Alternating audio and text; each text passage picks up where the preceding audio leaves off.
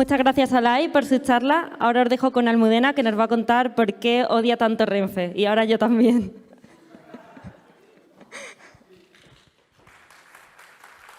Me sobran los motivos. Me sobran los motivos, ¿vale? Que hoy estaba a punto de no llegar aquí, gracias a Renfe. Menos mal que lo han combatido conmigo. Bueno, sí. Yo soy Almudena, tengo 16 años. 16 más que Alai, en concreto. No os preocupéis que he hecho muchísimas menos cosas. Y hoy quería empezaros a hablar de uno de los grandes problemas del sector tecnológico. Y creo que vais a estar de acuerdo conmigo. Porque la mayor parte de la gente que trabaja en el sector tecnológico, yo qué sé, habrá estudiado probablemente informática, teleco, pero hoy toda esta gente se dedica a ser frontends, backends, full stack cosas, Scrum Masters, Agile Coach, y nadie tiene ni idea de a qué se dedican. Nadie lo sabe, ¿vale? A mí me pasa un poco lo mismo, ¿vale? Yo soy UX designer. Entonces, claro, cada vez que llego y le intento explicar esto a mi familia, pues es un drama, ¿vale? O sea, las comidas familiares se me van con esto. Tengo un pequeño problema técnico y es que nadie me da un pasador de diapositivas y es una cosa que me urge un poco. La técnica. Ya, tío, deberían hacer un pasador de diapositivas telepático, ¿sabes? Vale. Y el de abajo es para pasar a la siguiente, o sea, ya el colmo de... Bueno, efectivamente. Pues yo soy efectivamente, diseñadora de experiencia de usuario. Nadie entiende esto, además tendrías la posibilidad de decir que eres web designer, pero es que entonces parece que cobras menos, que tampoco mola. ¿Sabes? No, tú tienes que ser UX designer. Entonces, como esto empezaba a ser un problema serio familiar, yo he encontrado la solución, ¿vale? Entonces, últimamente, cada vez que alguien me pregunta que a qué coño me dedico, yo siempre respondo lo mismo. ¿Tú sabes la web de Renfe? Mi trabajo es evitar que se repita. ¿Vale? Podéis aplaudirme si queréis. ¿Sabes? Realmente es algo heroico, no vamos a negarlo, ¿vale? El gran problema, por supuesto, es que no se trata solo de la web de Renfe. Solo en el store de Google ya tenemos, de Android, perdón, ya tenemos 2,6 millones de aplicaciones Android, 2,1 millón de aplicaciones en el store de Apple, 1.500 millones de webs en el Internet, ¿vale? De los cuales 200 están activos. Y de entre todo eso, solo hay como 1 millón de diseñadores, según una estadística de Internet que probablemente sea inventada, pero que me viene muy bien. ¿Vale? Sencillamente no damos abasto. Hay un montón de muchas cosas digitales muy mal hechas. Y lo peor es que por cada uno de estos proyectos, por cada uno de estos numeritos, hay probablemente un par de maneras de hacer bien un producto digital, pero siempre es que hay cientos de maneras de hacerlo muy mal. La estadística está contra nosotros. Y por eso necesitamos que contra las malas experiencias de usuario luchemos todos, ¿vale? Necesito que os unáis a la Liga de la Justicia, ¿vale? Por varios motivos, ¿vale? Para empezar, porque si alguno de vosotros trabaja en el sector tecnológico, sabréis que no siempre hay un diseñador a mano, ¿vale? Yo creo que siempre debe haber un diseñador de experiencia de usuario en cualquier proyecto, en cualquier nivel de evolución, pero no siempre ese es el caso. A veces, pues, simplemente estás con proyectos personales más pequeños y necesitas apañártelas. E igual que no siempre vas a comer de restaurante, pues deberías saber hacer unos huevos fritos cuando estás en tu casa. Luego, aparte, incluso si tienes la suerte de contar en tu equipo con algún diseñador, sencillamente, si sabes un poquito de experiencia de usuario, eso va a favorecer que todos nos entendamos mejor. No todo está en Zeppelin, no todo se puede comunicar a través de un prototipo. Es necesario que todos estemos un poquito enterados. Y tercero, porque aunque no lo parezca, los diseñadores somos falibles.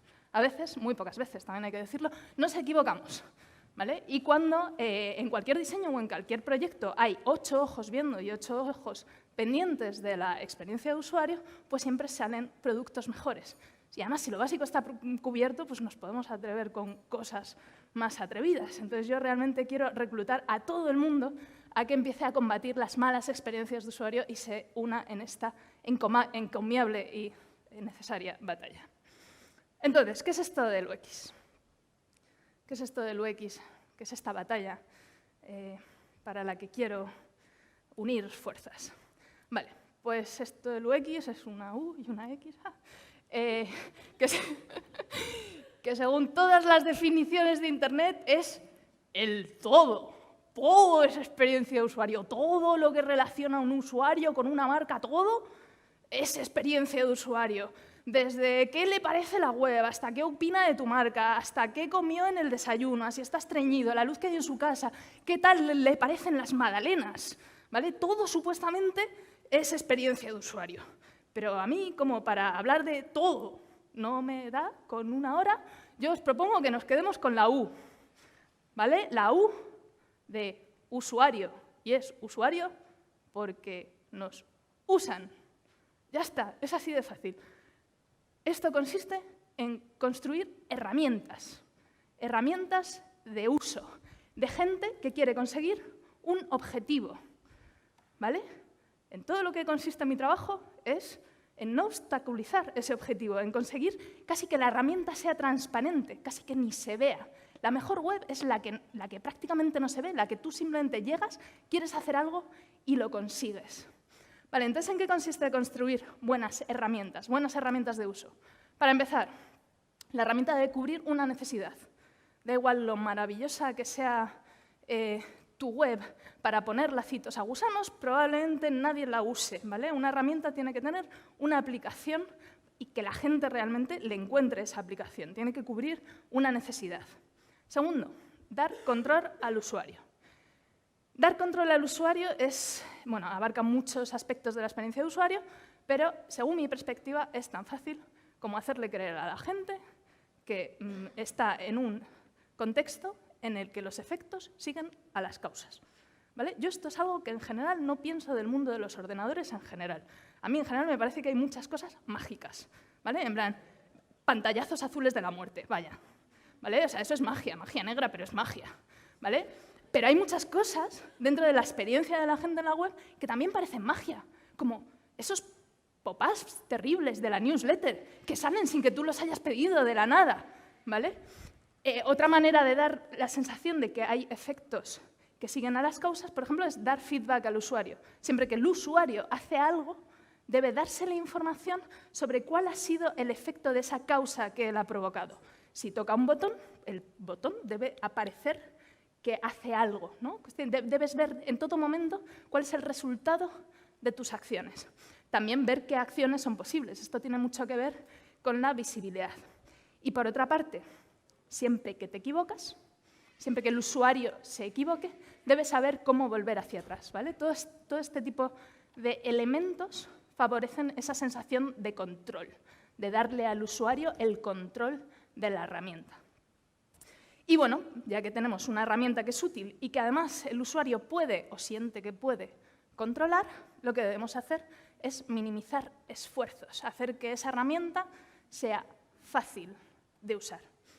Y bueno, dentro de los esfuerzos podemos clasificarlos de muchas maneras y yo os propongo esta, que es una clasificación así un poco gruesa, pero podemos dividirlos en esfuerzos mecánicos, esfuerzos visuales y esfuerzos cognitivos. Esfuerzos mecánicos son pues como escribir, ¿vale? Mover el ratón, o sea, esfuerzos que de alguna manera implican pues, sí, algo mecánico, por eso los he llamado así, ¿vale? O sea, en general son esfuerzos que en muchos casos son los únicos que piensa la gente, ¿no? Hay mucha gente que cuando piensa en una web que es fácil de usar, lo que dice es, no, que haya que dar pocos clics, ¿vale? Pero son solo un tipo de esfuerzos. Después tendríamos, por ejemplo, esfuerzos visuales. Los esfuerzos visuales están relacionados con cómo de fácil es decodificar la información que está presente en la pantalla desde un punto visual. Entonces, cosas que incrementan esos esfuerzos visuales son todas las cosas visuales que añaden ruido de algún tipo. Cantidad de imágenes que no aportan demasiado. O, por ejemplo, fuentes que se leen mal, ¿no? Fuentes que empeoran la legibilidad. Aunque ponga lo mismo, visualmente añaden ruido, visualmente requieren un esfuerzo mayor, o cosas con poco contraste, ¿no? Que aunque ponga lo mismo, necesitamos un poco más de esfuerzo para verlo. Cuando también hay multitud de imágenes o multitud de información que requiere ir muy despacio colocándola en tu cabeza. O, por ejemplo, muchísimos colores, ¿no? También, o sea, en general, todo lo que incrementa la información de manera un poco gratuita, o sea, de manera que no significa cosas, de maneras que no son útiles, son cosas que incrementan el esfuerzo visual. Yo no sé si sois conscientes, pero realmente en la web y en los entornos digitales está muy de moda, ¿no? El estilo minimalista, las tintas planas. No es una moda, esto responde a una necesidad. Realmente, cuantas menos cosas pongas que sean superfluas, cuanto menos brillitos, purpurina y degradados que sean superfluos pongas, eso va a facilitar la lectura de la información porque no estás añadiendo elementos que no significan, que no aportan gran cosa. Y por último, el esfuerzo cognitivo. El esfuerzo cognitivo es pues, el esfuerzo de pensar, básicamente. La toma de decisiones, el interpretar la información, las dudas que le puedan surgir a un usuario durante la navegación o durante cualquier tipo de experiencia, ¿vale? El análisis, el entender, ¿vale? O sea, el esfuerzo cognitivo es lo que cuesta entender. Y dentro de estos tres tipos de esfuerzo, no todos son iguales, ¿vale? Yo les he puesto aquí una especie de semáforo porque a la gente no le gustan muchas cosas en el mundo, pero lo que menos le gusta a la gente del mundo es pensar, ¿vale? Pensar da cáncer, pensar es malísimo, ¿vale? O sea, a la gente no le gusta pensar y es normal. Es que ¿quién se va a poner a pensar así de gratis? Y menos por ir en la web, ¿vale? Dentro de estos esfuerzos, aunque los tres tipos son de esfuerzos, siempre que puedas minimizar esfuerzos cognitivos en base a aumentar otros tipos de esfuerzos, merece la pena, ¿vale? La gente vive muy obsesionada con los clics, pero es muchísimo peor llenar al usuario de dudas y de esfuerzos cognitivos. Y bueno, pues ya está, ya sabéis todo, ya tenemos la guía así, la guía rápida del UX en ¿cuánto? 10 minutos creo que llevamos. Pero yo, a lo largo de mi carrera profesional, he estado en muchas situaciones terribles. He mirado al mal cara a cara. He identificado como mínimo a 10 villanos, ¿vale? Los 10 terrores más amedrentadores del mundo de la experiencia de usuario, y hoy he venido aquí a presentároslo, para que cuando los veáis sepáis luchar, sepáis coger vuestras armas y atacar sin piedad, ¿vale? Entonces esta es mi lista de los 10 villanos de la experiencia de usuario, que empieza necesariamente con Mística. Mística es una malvada personaje que se cree que es igual que los usuarios, ¿vale? Se cree que ella es como los usuarios. El síndrome de Mística le pasa a todo el mundo que lleve más de 2 semanas en cualquier proyecto, ¿vale? Porque cuando tú llevas más de 2 semanas trabajando en un proyecto tecnológico, de repente te parece que tu aplicación o tu web o tu movida es súper fácil de usar y simplemente no te imaginas que a alguien le cueste, ¿vale? O sea, simplemente te parece inconcebible, o sea, esto es evidente. Si yo lo entiendo, ¿cómo es posible que alguien más no lo entienda? Le pasa también muchísimo, no sé si alguna vez habéis trabajado en agencia, pero le pasa muchísimo también a los clientes, ¿vale? Tú cada vez que le llegas a un cliente, le enseñas una solución de cualquier tipo y su respuesta es «me gusta, no me gusta». ¿Vale? Eso es que está padeciendo el síndrome de Mística, porque se cree que eso que está construyendo es para él, para que él lo cuelgue en su salón. Y no, mira, lo siento, tú no eres tus usuarios y las cosas deben ir por otros caminos, no por un criterio personal de a ti te gusta o a ti no te gusta. La buena noticia es que el síndrome de Mística se cura. Debo daros esta gran noticia. Hay una forma de combatirlo que es a base de ir a test de usuarios. No hay nada más revelador que ver a otra gente utilizando tu aplicación digital. Porque en ese momento te das cuenta de que realmente, aunque todos seamos usuarios, ¿vale? No todos los usuarios son como nosotros, ¿vale? Siempre podemos tener puntos de vista personales, pero esos puntos de vista nunca pueden ser la base de partida de la conversación, porque si no, efectivamente, la conversación se convierte en quién es más usuario, Realmente la única manera de saber si algo es usable es, pues, probarlo. Lamentablemente también hay cosas que rara vez se prueban. Y una de esas cosas que es más difícil probar o que muchas veces dentro de tus tests no abarcas todo el mundo de errores que puede haber, pues una de esas cosas que rara vez se suelen testar son los errores. Y entonces el gran dominio, el gran mundo sobre el que reina mística son los mensajes de error, como este. Esto yo lo siento, pero es que esto lo ha escrito un desarrollador, ¿vale? Esto es un mensaje de cancelar que dice, ¿estás seguro de que quieres cancelar? Clica OK para cancelar y cancelar para seguir, ¿vale? O sea, bajo ciertos esquemas mentales esto tiene sentido, pero no, esto es lógica, ¿vale? Esto es lógica de programador y no debería repercutir al usuario. Otros errores típicos, ¿vale? Otros mensajes de error en los que pones el código del error, que esto, no sé, igual quien lo programó ve eso y sabe lo que está pasando. Pero claro, el usuario, esto es en una web comercial, ¿vale? Esto es una captura de una web comercial. El usuario que está ahí y le ha salido ese pop-up, pues, no sé, se irá a su casa o algo. O sea, no sé muy bien cuál es la reacción esperada ante detail error thrown object. Igual la hay. Realmente el mundo está lleno de estas cosas. Esta está muy bien. Claro, avisa al usuario de que no tiene la pantalla conectada. No sabemos a través de qué interfaz, ¿vale?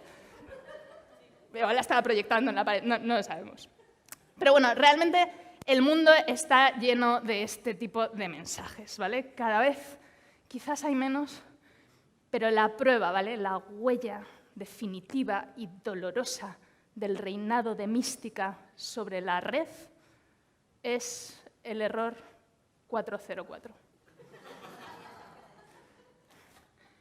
O sea, ¿por qué motivo toda la humanidad sabe que 404 no es simplemente un número par cualquiera, ¿sabes? 101 por 4, yo qué sé. ¿Por qué todos sabemos que 404 significa una cosa? Bueno, esto es porque hace años alguien decidió que la mejor manera de comunicarle a un usuario que no se había encontrado esa página eran 3 números. Y aquí seguimos, tío. O sea, esto es una huella que ha quedado en nuestra cultura ya para siempre, incorregible, ¿vale?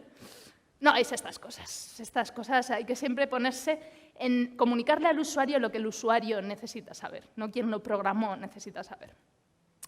Bueno, segundo UX-man, malvado UX-man, es el usuario medio. El usuario medio, os preguntaréis. Bueno, el usuario medio es un usuario que vive dentro de una caja fuerte, en un sótano, en la oficina de unidades, pesos y medidas de París, ¿vale? Es un estándar internacional, ¿vale? Siempre que una nueva generación de diseñadores se gradúa, le llevan allí, le entrevistan, le hacen tal y ya quedan embebidos de todo el conocimiento sobre el usuario de medio para el resto de su carrera. El principal problema del usuario medio es que no existe, claro, ¿vale? No, lo siento, o sea, el usuario medio no existe.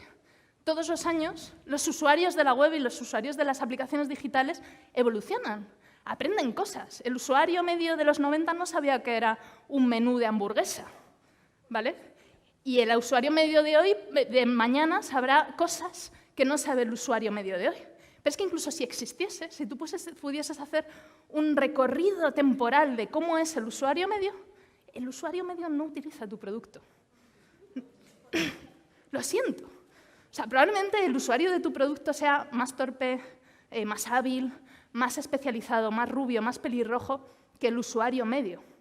Entonces, por mucho que te ciñas a best practices, por mucho que te ciñas a todo el conocimiento de ser un diseñador de hace no sé cuántos años con no sé cuánta experiencia, simplemente el UX sin datos no sirve de nada.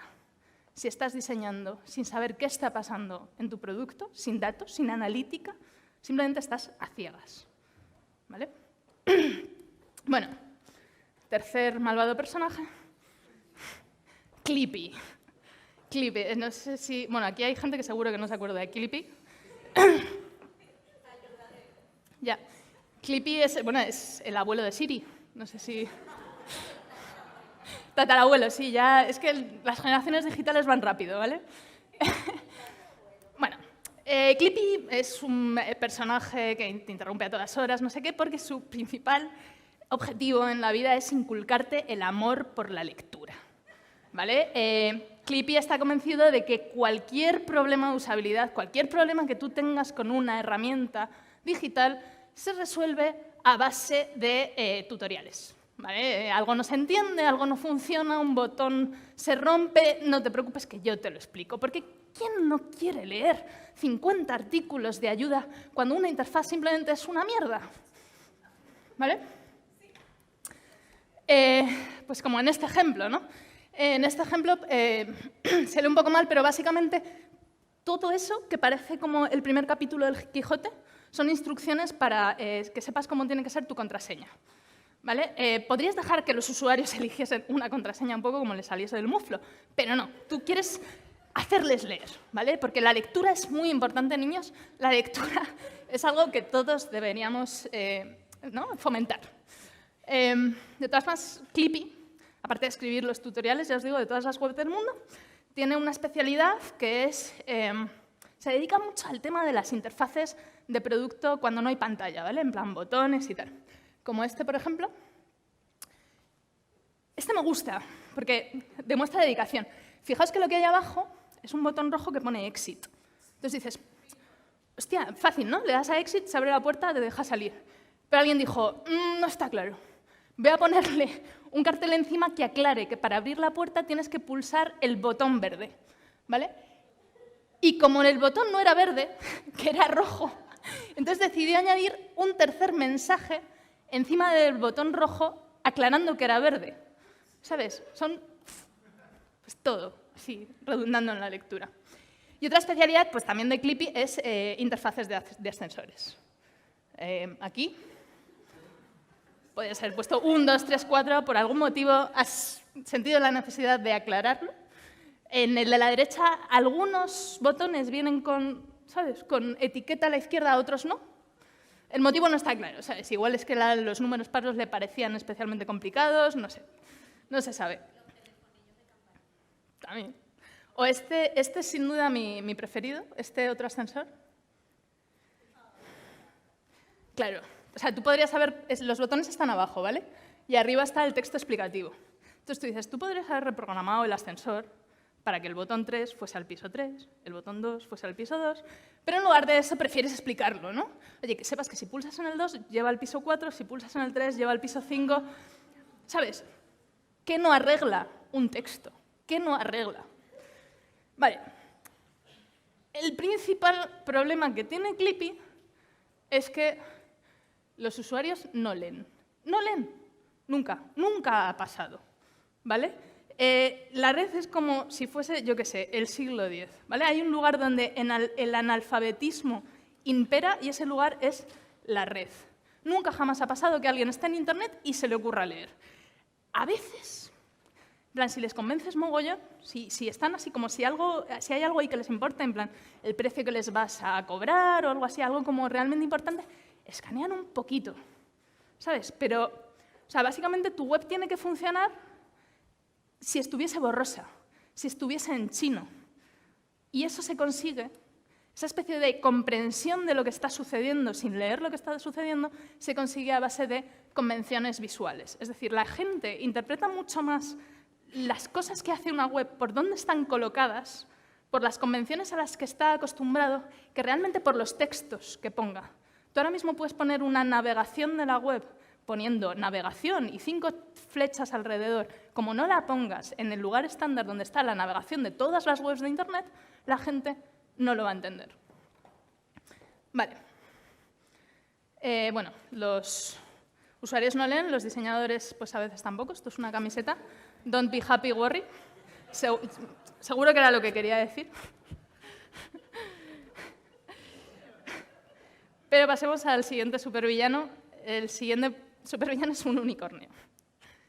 Igual nos da mucho miedo, pero cuando acabemos ya veréis. El unicornio, el problema que tiene es que vive en un mundo ideal, ¿vale? Esto es una cosa que nos pasa mogollón a los diseñadores. ¿Por qué? Pues porque los diseñadores estamos ahí diseñando cositas digitales y estamos con nuestro Mac maravilloso, con pantalla retina, 800.000 colores vibrantes, la luz perfecta en la habitación, de manera que nuestros ojos no se fatiguen en absoluto, una conexión a Internet que, vaya, pasa por ahí panes integrales directamente.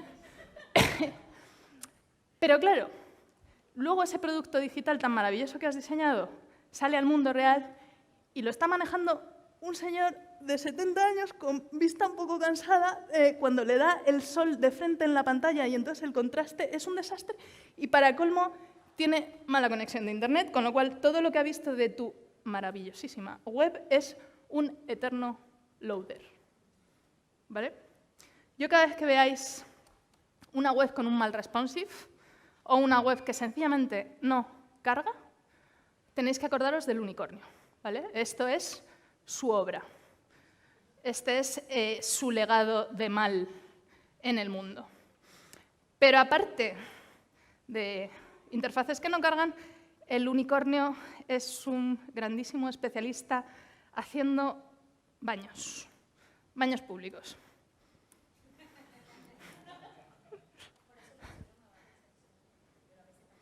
A veces no va. ¿Cuántos habéis estado? Bueno, de hecho, los baños de aquí tienen este tipo de toalla, ¿vale?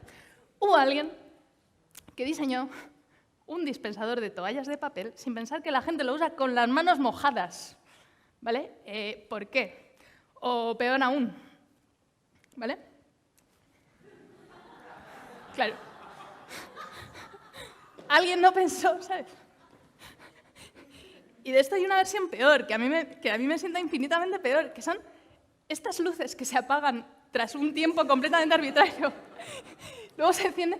Alguien pensó que lo que tú quieres hacer cuando estás meando es dirigir la Sinfónica de Viena, ¿sabes? Es lo que te apetece en ese momento. En fin, a que ahora ya el unicornio ya no me parece tan majo.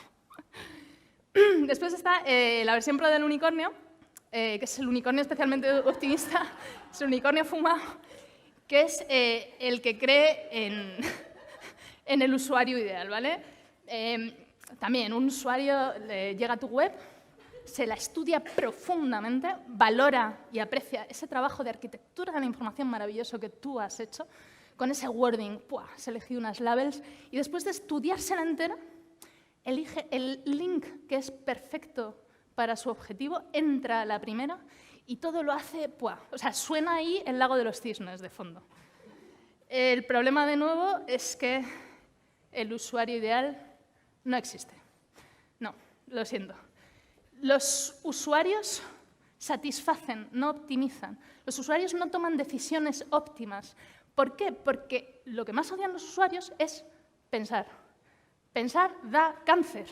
Entonces, ellos prefieren muchísimo más pinchar en el primer link que pasa por ahí, ¿sabes? En la primera cosa que se parece remotamente a lo que están buscando, y si no está ahí, pues simplemente vuelven para atrás. Entonces, lo que tienes que hacer cuando diseñas una web es simplemente asumir que el camino no es recto. Tienes que poner 1000 millones de caminos marcha atrás y 1000 millones de links relacionados que permitan hacer un recorrido muchísimo más, pues sí, como el caminar del borracho. Esto se llama, pues eso, optimizar en lugar de satisficing, es como la estrategia cognitiva que seguimos en general cuando tomamos decisiones en cualquier tipo de site. Vale, después está CountRaco. CountRaco es el contador de clics, ¿vale? Es su obsesión. Su obsesión en la vida es aquí minimizar los clics. Esto pasa mogollón en productos, porque alguien le ha dicho a alguien que lo de la experiencia de usuario es muchísimo mejor si haces las cosas con menos clics. Entonces te llegan y básicamente te quieren poner tu sueldo como una inversa de los clics. El problema es que esto no es así. No sé si os acordáis antes de los 3 tipos de esfuerzos.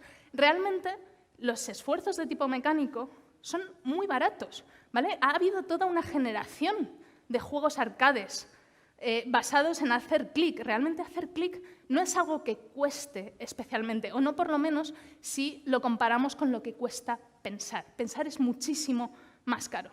Y bueno, pues para poner un ejemplo práctico, yo os voy a proponer 2 interfaces, ¿vale? Dos interfaces que hacen lo mismo.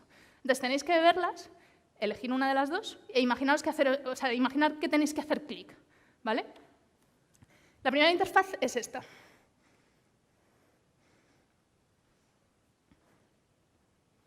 La tortilla con cebolla, sin cebolla. ¿Qué prefieres, perros, gatos? 2 clics. ¡Puh! Una tortícolis de dedo. ¡Buah! 2 clics enteros. Tengo que mover el ratón. ¡Qué esfuerzo! Joder, muchísimo mejor así. ¿Verdad? Además hay con mazo de texto, ¿sabes? Porque Clippy con Draco van ahí mazo de la mano.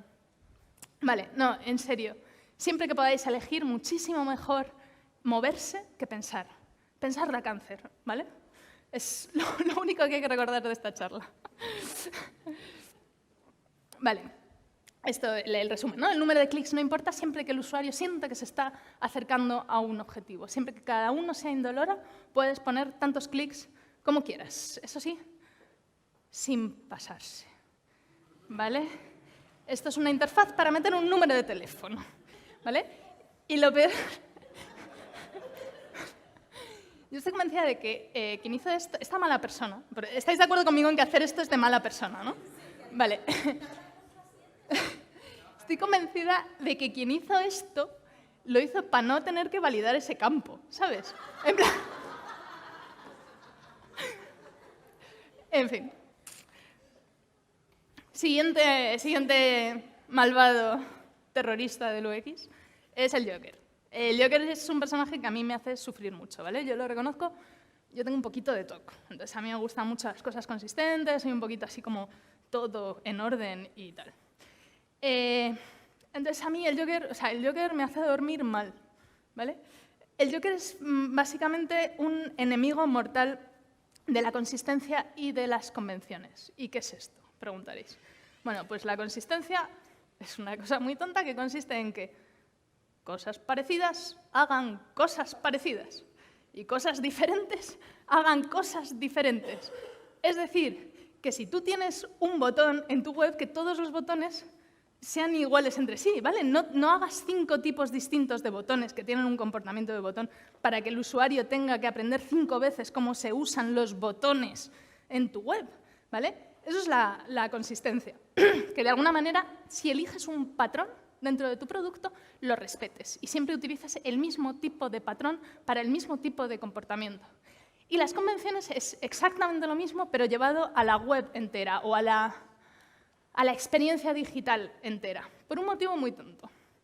Elegid la aplicación que más uséis. Yo no sé en vuestro caso cuál será. Igual en el mío es, yo qué sé, Twitter o Gmail, ¿vale? Incluso siendo la aplicación que yo más uso, si la comparo en el contexto de toda mi experiencia digital, es una parte mínima. Igual es un 10% menos de mi experiencia digital. Entonces, las convenciones consisten en utilizar esos patrones que se repiten en toda la web, ese aprendizaje que ya ha adquirido el usuario en toda su vida digital para beneficio de tu propia web, ¿vale? Entonces, esto, por ejemplo, es un asalto a la consistencia, ¿vale? Y además un asalto visualmente doloroso. Esto es como para sufrirlo un poco. Esto, en cambio, sería un asalto a las convenciones. Porque por mucho, o sea, tú puedes hacer una tienda entera donde los botones rojos sean de abrir, pero es que resulta que en el mundo eso no es así. Entonces, por mucho que en tu casa quieras revertir un patrón, si ese patrón está lo bastante extendido, lo único que vas a conseguir es darle dolores de cabeza al usuario, no vas a conseguir revertir el patrón. Y este último ejemplo a mí me cuesta mirarlo, ¿vale? Vale, en la siguiente imagen todas las luces que responden a esos interruptores están apagadas. Dios. Es terrible. Es que no hay motivo. No hay motivo para hacer eso. Eso está muy mal. Y punto. Bueno, después está el orco. ¿Vale? Ya vamos por el octavo malvado. El octavo malvado es el orco. Y el orco suele trabajar de la mano del Joker. ¿Por qué? Porque realmente, cuando tú haces cosas que son consistentes visualmente, generalmente son estéticamente bellas, ¿vale? La belleza no es una musa por ahí con el arpa, es una cosa intangible y tal. No, en general, la belleza, por lo menos en este contexto, correla muy bien con la fluidez perceptiva. Es decir, cuanto más fácil de mirar y más fácil de decodificar, y esto se relaciona mucho con la consistencia visual, es decir, con cosas que se repiten, sea una web, más atractiva resulta. Entonces, el orco suele esgrimir este argumento. Yo creo que vosotros seguro que conocéis a más de un orco, ¿vale? El argumento del orco es, ¿qué más da que esos 3 párrafos estén desalineados y la tipografía sea, yo qué sé, Papyrus o Comic Sans y total, funciona? Le habéis visto y no le habéis atacado ni nada, no le habéis golpeado, ¿vale? El problema es que por mucho que funcione, por una parte, las cosas que son estéticamente feas, ¿vale? Que están mal hechas, aumentan el esfuerzo visual, ¿vale? Y eso, pues, digamos, dentro de los 3 tipos de esfuerzo, el esfuerzo visual es peor que un clic. Y por otra parte, existe un sesgo por el cual, cuando la gente ve algo que está estéticamente cuidado, que es bello, que podríamos decir que es bonito de mirar, tiene un sesgo por el cual cree que funciona mejor, ¿vale? O sea, tú le pones a 2 personas la misma web, exactamente la misma web, con los mismos flujos, incluso podríamos decir que a nivel de UX es similar. Pero una de ellas es lo que podríamos considerar bonita y la otra es más estridente, más difícil de mirar, y la gente cree que la que es bonita funciona mejor. Probablemente porque esa bonitez, esa belleza, está impactando en la parte emocional que también forma parte de la experiencia de usuario. Todo belleza. Y por último, o casi último, los dark patterns, el lado oscuro del diseño. Los dark patterns es cuando decides utilizar tus herramientas de diseñador para hacer el mal. Básicamente para embaucar, timar o engañar al usuario. Los dark patterns suceden cuando no tratas a los usuarios como si fuesen personas. Básicamente cuando los tratas como si fuesen simplemente datos, consumidores o cualquier guarrada que quieras hacer con ellos. Pero es que los usuarios son personas y no deberíamos hacerles guarradas. Hay muchísimos tipos de dark patterns. Todos los conocéis. El trilero del botón download, ¿no? Que por otra parte yo siempre he pensado que está un poco mal hecho, ¿vale? O sea, esto es una opinión personal, pero si yo tuviese que deciros un texto para poner en un botón y que todo el mundo clique, yo os recomendaría croquetas. Seguro, a muerte. O sea, tú pones croquetas y la gente clica. No, o sea, no lo he probado nunca, ¿sabes? Porque nunca me dejan en las webs que diseño, nunca me dejan poner croquetas, vete tú a saber por qué. Pero ¿qué es lo que pasa? Que claro, la gente clica en croquetas y probablemente luego llegarían a la página, no hay croquetas y se piran. Que es exactamente lo mismo que pasa cuando pones acciones engañosas en tu web. Que si pones cosas que sean engañosas, aunque pueda parecer que aumentan el tráfico a una página o lo que sea, si luego en esa página no hay lo que has prometido, simplemente la gente se va. Otros tipos de dark patterns. Este es maravilloso. Esto es un ejemplo real, ¿vale? Todos estos ejemplos están tomados de una web que se llama Dark Patterns, que os recomiendo mucho visitar, que tiene un Hall of Shame.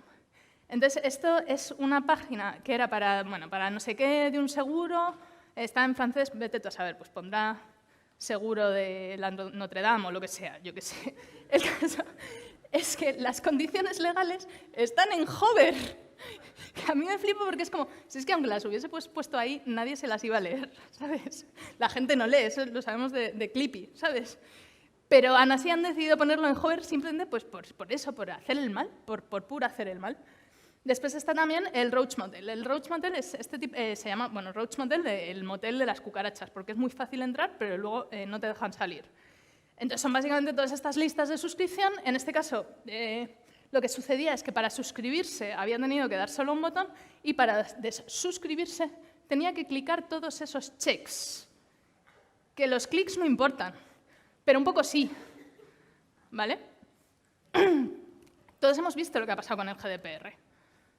O sea, yo entiendo que los datos sean muy valiosos para tu persona, pero es que una persona que no quiera darte sus datos puede darlo con un unsubscribe all o lo que sea, o rechazar todo, o puede hacerlo dando a 5 clics y muy cabreado. Es la única diferencia, ¿vale? Y GDPR ha llenado la web de dark patterns, por lo menos en mi experiencia de usuario. Y bueno, por supuesto, esto es un tipo de dark pattern, en realidad, el spam. El spam pues, también es tratar un poco a las personas pues, con un poco de respeto. Te han prestado tu atención para una cosa y de repente les cuelas una información completamente distinta que no venían a escuchar. Y bueno, pues el spam me indigna muchísimo y por eso también os tengo que decir que yo estoy en todas las redes como Puratura. Podéis encontrar mi web, puratura.com, y que bueno, yo trabajo en Más Móvil, que es un lugar estupendo donde trabajar. Muchísimas gracias.